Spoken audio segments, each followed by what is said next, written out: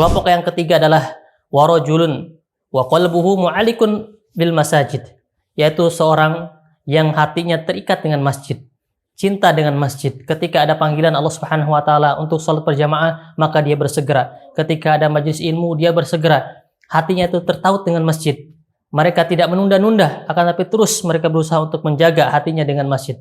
Ya. Kecintaan mereka terhadap masjid, kebaikan-kebaikan yang di masjid, mereka berusaha untuk yang terdepan dalam memakmurkan masjid. Assalamualaikum warahmatullahi wabarakatuh. Insyaallah Ika di Kota Bogor siap menemani hari-hari Anda dengan video-video inspiratif, tausiah dan penuh hikmah setiap hari menjelang berbuka puasa.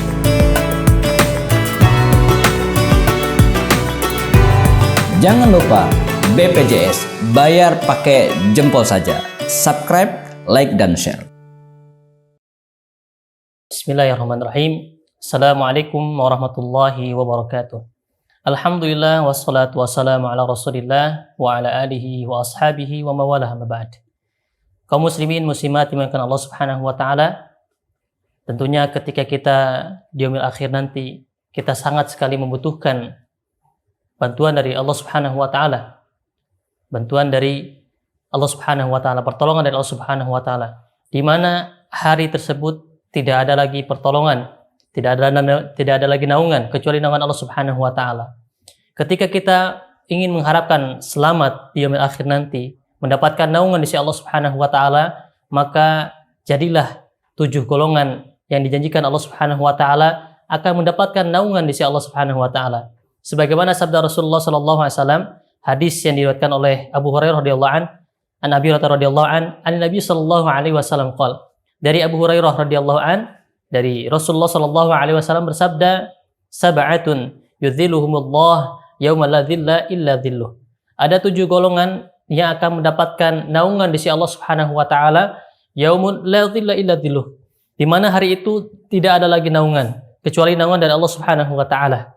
Yang pertama yaitu al-imam al-adil. Yang pertama adalah pemimpin yang adil. Allah Subhanahu wa taala akan memberikan naungan kepada pemimpin-pemimpin yang adil. Mereka orang yang berbuat dekat dengan rakyatnya, dicintai oleh rakyatnya. Kemudian mereka pun berusaha untuk memakmurkan rakyatnya. Mereka berusaha untuk seadil mungkin ketika ada masalah-masalah di dalam rakyatnya. Umar bin Khattab radhiyallahu anhu salah satu contoh pemimpin yang adil ketika pas Khulafaur Rasyidin.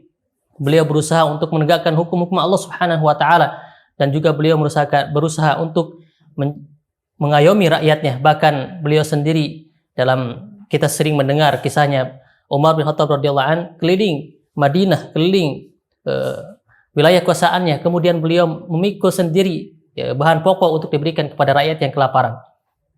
Jamaahkan Allah Subhanahu wa taala. Kemudian kelompok yang kedua yang diberikan naungan Allah Subhanahu wa taala yaitu syabun nasya'a bi ibadatillah.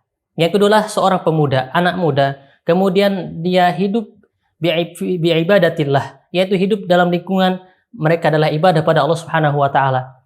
Hari ini ketika kita anak-anak muda kita, Masya Allah, ketika mereka jauh dari syariat Allah Subhanahu wa taala, jauh daripada agama, mari kita ajak mereka untuk apa? Nasya'a bi ibadatillah, hidup dalam naungan Allah Subhanahu wa taala. Alhamdulillah ketika mereka sudah gabung dengan ataupun hijrah kepada yang baik, kemudian kita pun pelihara mereka, berusaha untuk mengajak mereka dalam keadaan yang baik, kemudian lingkungan yang baik, menciptakan bi'ah yang baik, sehingga mereka pun nasya bi ibadatillah.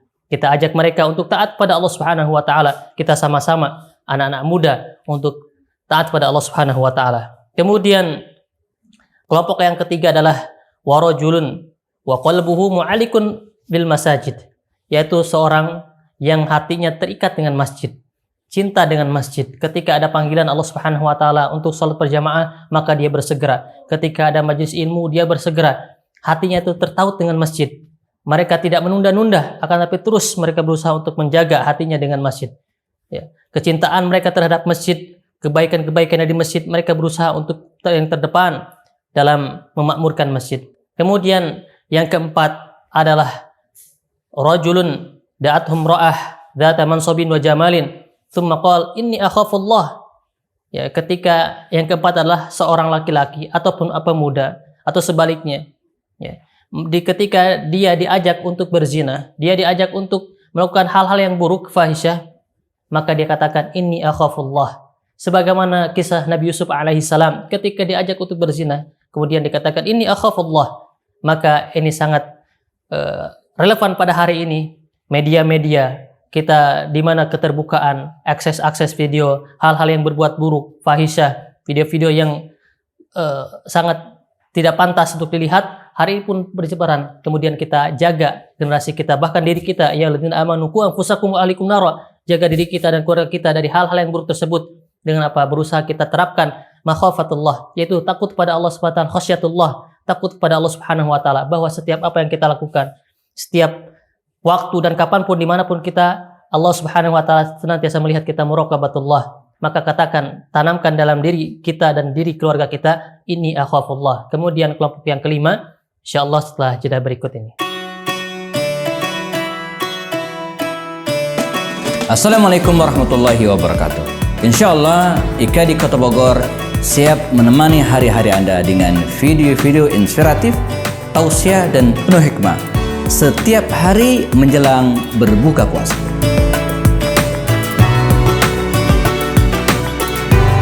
Jangan lupa BPJS, bayar pakai jempol saja. Subscribe, like, dan share. Kemudian tadi sudah disebutkan 4 golongan, 4 kelompok yang akan mendapatkan oleh Allah Subhanahu wa taala, imam yang adil. Kemudian yang kedua adalah pemuda yang hidup dalam ibadah pada Allah Subhanahu wa taala. Yang ketiga, orang yang senantiasa hatinya terikat dengan masjid. Yang keempat adalah orang yang menjaga harga dirinya ketika diajak untuk berbuat buruk, berbuat zina, maka dia katakan ini akhafullah, saya takut pada Allah Subhanahu wa taala. Kemudian kelompok yang kelima yang mendapatkan naungan Allah Subhanahu wa taala adalah 2 orang, warajulani rajulani, 2 laki-laki, ya, 2 orang bertemu, ya, di jalan Allah Subhanahu wa taala, istama alaihi wa tafarraqa alaihi. Dia bertemu di jalan Allah Subhanahu wa taala, saling mencintai karena Allah Subhanahu wa taala. Kemudian ketika berpisah pun karena Allah Subhanahu wa taala. Contohnya misalkan ada orang yang dari Sumatera, ada orang yang dari Jawa, kemudian dia bersatu dalam menuntut ilmu. Kemudian ketika sudah masanya habis, sudah dia wisuda, maka dia berpisah kembali untuk kembali ke daerah masing-masing. Maka ini pun termasuk mereka bertemu dalam ketaatan pada Allah Subhanahu wa taala. Ya, tahaba fillah. Mereka berdua saling mencintai karena Allah Subhanahu wa taala, karena syariat Allah Subhanahu wa taala. Kemudian mereka pun berpisah karena Allah Subhanahu wa taala. Kemudian kelompok yang keenam adalah orang warajulun tasaddaqa. Mereka orang yang berinfak, bersedekah. Sampai-sampai tangan kirinya tidak tahu apa yang diinfakkan tangan kanannya. Ibarat ini adalah menggambarkan keikhlasan orang ini, menyembunyikan kebaikannya. Walaupun para ulama membolehkan bersedekah secara terang-terangan ataupun secara sembunyi-sembunyi. Tapi orang ini dia menyembunyikan saking apa? Takut teriak, takut ada orang tahu ketika dia sedekahkan secara sembunyi-sembunyi. Hanya Allah Subhanahu wa taala yang tahu. Maka dari itu kita latih diri kita. Mudah-mudahan kita pun bisa mampu ketika kita memiliki harta yang lebih, kemudian kita sedekahkan, dan tentunya ikhlas karena Allah Subhanahu wa taala. Kemudian yang terakhir, kelompok yang ketujuh yang diberikan naungan Allah Subhanahu wa taala adalah seorang ketika dia menyendiri, khaliyan fafadat ainah. Ketika dia menyendiri, kemudian mengalirlah air matanya karena takut pada Allah Subhanahu wa taala. Di malam hari dia bangun, kemudian dia melaksanakan qiyamul lail. Kemudian dia ingat dosa-dosa yang dia lakukan. Apa yang telah dilakukan, dosa-dosa kemaksiatan yang dilakukan, kemudian menangis karena penyesalan, taubat pada Allah Subhanahu wa taala, fafadat ainah. Dalam hadis yang lain disebutkan tidak akan disentuh oleh api neraka mata yang menangis karena takut kepada Allah Subhanahu wa taala. Jamaahkan Allah Subhanahu wa taala. Mudah-mudahan kita termasuk ke dalam salah satu kelompok dari 7 kelompok tadi. Ya, kalau kita tidak bisa menjadi 7 bagian 7 kelompok gitu ya. Ya setidaknya kita masuk ke dalam salah satunya. Terus di bulan Ramadan ini kita optimalisasikan diri kita ya untuk menjadi salah satu bagiannya. Kalau tidak kita menjadi pemimpin yang adil, kita menjadi pemuda, anak muda yang senantiasa berada dalam lingkup ibadah pada Allah Subhanahu wa taala, ataupun hati kita terikat dengan masjid. Kemudian kalau kita tidak bisa juga terikat dengan masjid, ya tidak, salah satunya adalah kita bisa menjaga harga diri kita, menjaga keluarga kita, ya. Kemudian kalau tidak bisa, Ya, setidaknya harus kita menjaga hal itu, kemudian ataupun kita menjadi orang yang dermawan, bersedekah dengan harta kita, ataupun kita menjadi orang takut pada Allah Subhanahu wa taala, menjadi senantiasa hati-hati hari-hari kita, waktu-waktu kita muraqabatullah, kita diawasi oleh Allah Subhanahu wa taala, kita merasa bahwa setiap langkah yang kita lakukan, perkataan yang kita katakan, kemudian apapun dimanapun kita berada, kita menghadirkan rasa takut kita kepada Allah Subhanahu wa taala, khasyatullah. Dan juga senantiasa kita diawasi oleh Allah Subhanahu wa taala. Dan mudah-mudahan kita semuanya kaum muslimin muslimat, kita diberikan oleh Allah Subhanahu wa taala naungan kelak yang tidak akhir. Tentunya kita berusaha untuk menjadi salah satu dari kelompok yang tadi.